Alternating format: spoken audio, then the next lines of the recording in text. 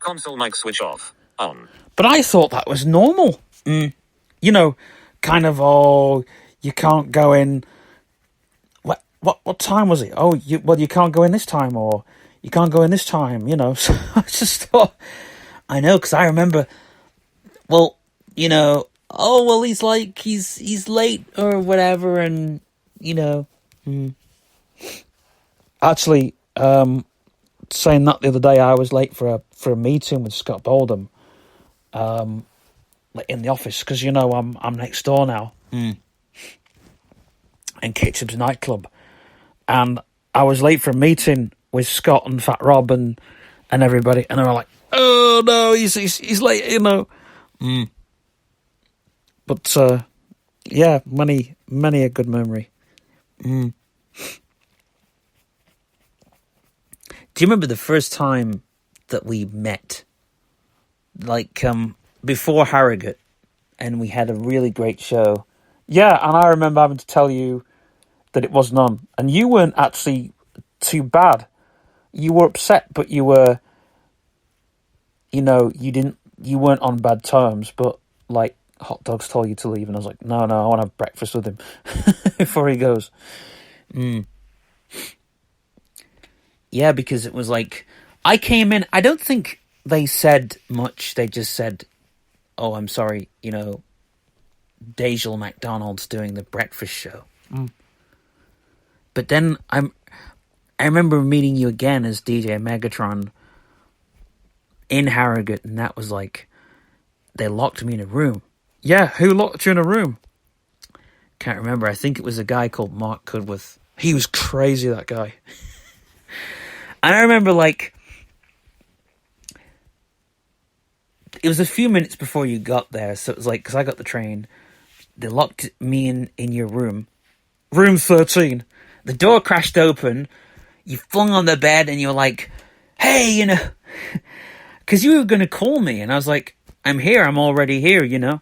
And it was great, because we didn't start working together till, like, it was 2 months. And the first show we did together was a very snowy morning, and I had a beer in the fridge. Cold beer in the fridge, and we're like, and then after the show we went and played poker downstairs. Remember, it was like poker, and I lost, and you're like, "Just take the money and go upstairs and hide." I was like, 500 quid, I just had a beer, and I was like, is this real? You know, it was like really cool. And we had snowball fights in the afternoon. And then you went off to college. I stayed behind preparing the show thinking, is that all? Is that what happened? You know, is that what goes on in the day of Megatron? Yeah, I think it all started from there, really. You're like, a snowball fight. And I remember, because I think that was the day when you literally fell asleep. I came back, it was like 4 p.m, and you were asleep outside my room. No, that was another time. That was another time I came back from somewhere, and you'd locked me out my room, out your room, because I'd lost the key. You lost your key. Yeah, and yeah, that was another time. Not very rock and roll. Do you remember the time when you crashed in the studio next door, when there was a studio, and then came back and said, "Hey, there's a deal with Hate Records, they've just moved in"? I was like, I knew all the time, I knew all along. I knew everything about Hate Records. Yep. I think it was like some woman called Debbie. Yeah. She was a bit feisty, like a biker woman, if I remember rightly. Yeah. But I don't know. Those days at Henshaw's College in Harrogate were very weird, because there was like, I was renting a room from DJ Megatron, had to go to the reception to pay my rent. Well, no, you paid it in secret. Yeah, but then I had to pay it, and it was like, there's the rent for the month. But it was like, I was renting a room, like, this was not so much rock and roll, because, you know, it was like, you thought it was rock and roll, because the stuff we did, but, you know. Oh, it's glad that you didn't go back there for the following 2 years. You would have been in hell. Oh, thanks. But when it's just one of those things, isn't it? You know, you sort of live the dream, I guess. But, you know, as you do the things that you want to do, we can still live the dream. As you taught me yesterday, the dream can still be lived. Me being a presenter is a big thing. You know, I was speaking to Rob for the first time. You know, I've spoke to him before, but it's usually been through Battle Mix and never been through anybody else. So I think kind of speaking to Rob, you know, in an office and a desk, it was like the scariest thing. Because, you know, as a producer, you're kind of, everything was all through Battle Mix, but a presenter, it's all through Rob. Well, everything still goes through Battle Mix. But Rob, he's holding everything together. Because he's like doing all the shows, and I'm just doing all the playlists. So he's kind of doing the job that we would have done beforehand. However, he's taking Temper Radio in another direction. So is he now studio manager, or what? No, he's not studio manager yet.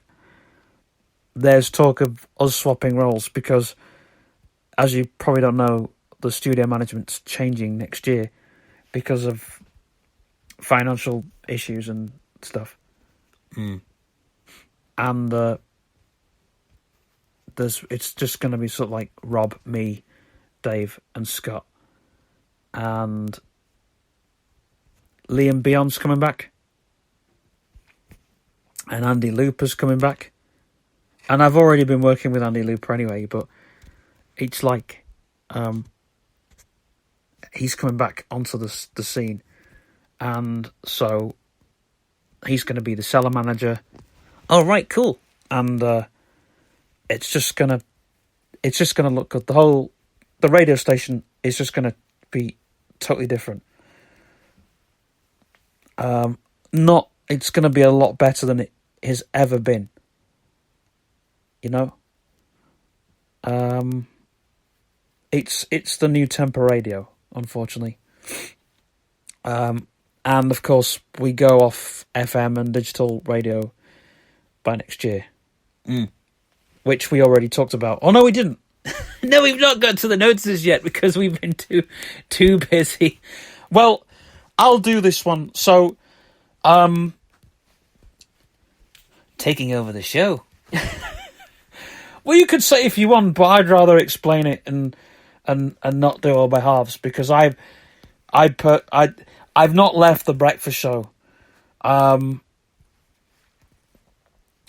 just kind of done things the way that things should be done, because I left Temper Radio for a couple of months, just have off, and I just thought that's it, and a couple of months ended up being more than a couple of months. So, yeah, because you left in September or something, then you came back and did Christmas, and no, vinyl shakers. I had Christmas off. You had Christmas off? Yeah, I had Christmas off. Last year was the first Christmas I have not done a show. Didn't do anything at all. I just promoted stuff over Christmas. So, for me, Christmas was really weird. Last year. Which is why this year, is weird, because again, we're back to Christmas dinners and all that sort. And a joint show. Yeah. Well, I said to Scott, I said, we got to bring the joint show back. Who's going to do it? Who wants to do it? And he's like, well, COVID, we can't have. I mean, the studio's getting re-prepared. They want to, like, we can't. The studio has to close now for 2 weeks or 4 weeks. And the office closes for the same amount. So the office is closing with staff in it. The studio's closing with staff in it. It's the first thing we've ever done. Well, they're talking about pre-recording everything before.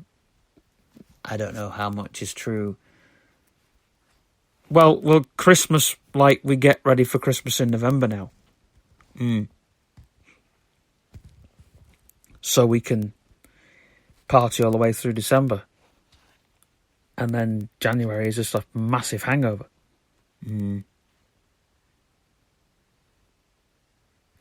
But